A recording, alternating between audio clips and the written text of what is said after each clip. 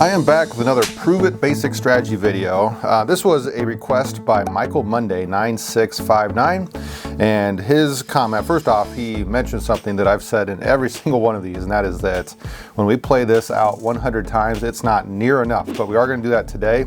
However, this does kind of give us kind of a sense as to where this is leaning one way or another after those 100 hands. All right, so we're going to play a 12 versus a dealer's 2 today. And with that said, we're going to hit, which is what basic strategy says to do. We're going to try to prove that that is true. So either we'll win more or we'll lose less. One of those two things will probably happen today, as opposed to what a ploppy or a non-card counter would do, and that is to stand on their 12 versus a dealer's 2. All right, so I actually shuffled these up earlier, but on the top here, I have the cards that we're going to use for our 12. I'm going to do a 9 and a 3 of hearts, then a 2 of hearts for the dealer's card. All right, and then just so you know that these are kind of shuffled. If I just shuffle the first few, this will... All right, anyway, if I just shuffle, I spilled those everywhere. If I just shuffle the first few cards here and then throw them over to the shoe, that will mess up the rest. And so there's no particular order to this. You can definitely see that that has been shuffled. All right, I don't want to shuffle 8 decks worth of cards. Now, the other nice thing, if I throw us over into our shoe over here, the other nice thing about doing a hard hand is I don't need to use the chips. When we do like soft totals or pairs, where there could be potential for more chips out there, when you double down or when you split with pairs, then you do need to kind of account for the chips, as that's going to make a difference in your win-loss total, as it's probably more about the chip count at the end.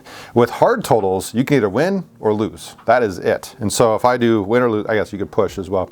But if I do just keep track of my wins and losses when I hit versus wins and losses when I stand, that's going to give me the whole picture. All right, my chip count would be the exact same. So that said, let's do the first 5 hands together. I'll turn this towards you, and you just kind of see what happens. So I'm going to start with these 3 cards every single time.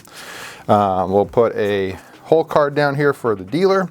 That'll be new each time as well. Now, basic strategy, of course, says to hit. So we're going to do that one first, because when I stand, I would take that card then and replace it with what the dealer would have got. I'll show you what I mean here in a second. So this is the basic strategy. All right, now we have 13. 13 versus the dealer's 2, that is a stand, all right? And so let's see what would happen here for the dealer. The dealer has 9 and 19. So this would end up being a loss for our basic strategy guy. I have a feeling this is gonna be one where we lose less over time. However, I got to take this queen back, because if I would have stood on these exact same cards, the ace then would have been the next card drawn. And therefore, if we stand on that, we still would lose to the dealer's 20. So these are both losses in this case, so it wouldn't have mattered. We would have lost our chip regardless of hitting or standing in that case. All right, I'm gonna put any cards used over in the discard tray, and then I'm gonna reset it for this next one. So we'll do, like I said, the first 5, and then I'll throw it into a hyperlapse for the next 95. So you get a total of 100 hands played. All right, let's see what happens here. We're gonna hit first, like basic strategy says. We can stand on our 17. Dealer has 12 and 22. So in this case, this was a win for our basic strategy guy. I'm keeping tally marks over here. I'll pull these back just for a second. However, oops, I guess there was a whole card as one of those 10s. So this 5 was the next card out, remember? So if we would have stood, the dealer would have had 12, draw to 17, and they would stand, and so they would actually lose. So you can kind of see, just after a couple hands, why it might be better to hit. I don't know, but let's do another couple hands and see what happens. Another 3 hands here. All right, give a whole card to the dealer. We're gonna hit first. Okay, we can stand on our 20. Dealer has 9 and 19. So this is another win for our hit guy. All right, and then the way these cards came out, remember this was the whole card. So if we would have stood on the 12, then this is 9 and 17, and that is a loss for the ploppy. So, oops, that's 3 losses and 2 wins so far. Okay, put all those used cards in. Let's do 2 more. Hit. That is 14. We can stand. Dealer has 12, 14, and 18. So this one is a loss for the basic strategy. Okay, if I pull these cards back, how they came out, it's like this. So this would be the next card. So dealer, if we stand on our 12, dealer has 12, 14, 16, and 20. So again, another loss either way. All right, and let's do one more before I throw it into a hyperlapse. By the way, you can see that where this takes a lot of time. This is only 4 hands in. I'm going to do 100 of these. So if you appreciate this, or if you are interested to see kind of what happens at the end of this video and you like watching these videos, please hit the thumbs up button for me. That really helps me out. It keeps me motivated to keep making these. The other thing that you can do is tell me which hand do you want to see next. Drop that down below in the comment, just like Michael Monday 9659 did. And maybe your comment will be the next video that I do. All right, let's try this one. Oops. I'm sorry, I should hit first. All right, we can stand on 19. Dealer has 4, 11, 21.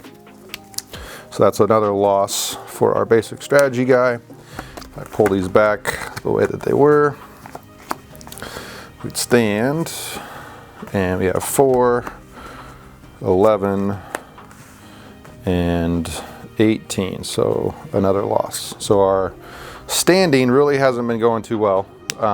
We've had a couple wins and 3 losses for the hitting, which is what basic strategy says.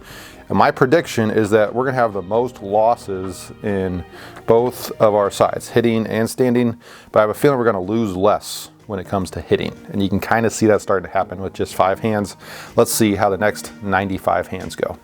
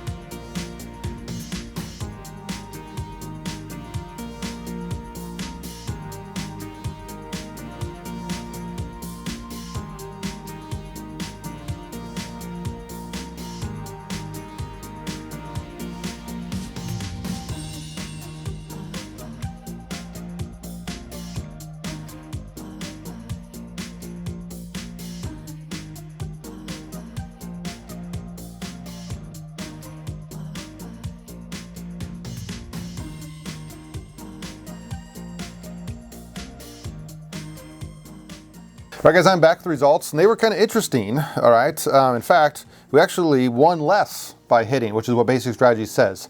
However, that doesn't mean basic strategy is wrong, because we also lost more when we stood, all right? By standing, which is not what basic strategy says to do on a 12 versus dealer's 2, we lost more. The difference actually came over here with the pushes. There were 6 pushes out of those 100 hands that were played. And because of that, if I were to add up the chip count here, you would be, in fact, we can just do it. Here you'd be down 30 chips, right? We won, you could say we won 35, lost 65. That's a difference of 30. Whereas here, this is a difference of, if I do 60 minus 34, that's 26 chips. And then there's also 6 hands that weren't, we didn't lose or win any chips there. So because of that, we actually have lost less chips by hitting, which is what basic strategy says to do. So basic strategy is correct with just those 100 hands that were played. Now, just like was mentioned in that previous comment, 100 hands is not near enough to get to the long run of basic strategy. You need to run that for millions and millions of hands, and that's where basic strategy actually comes, the truth of it, the true math comes into play. All right, now I will say that if you are a card counter, there is a deviation for this hand. A 12 versus a dealer's 2 is going to deviate from hitting to standing at a true count of +3 or higher if you're using the high-low card counting system. All right, basically kind of a short version of that is a +3 means that there's 3 more high cards per deck left to be played, as opposed to what those decks normally start out as, where they're kind of even high and low cards with the same amount. All right, if you want to learn more about deviations, you can check out this video. Otherwise, until next time, this is A1 Blackjack.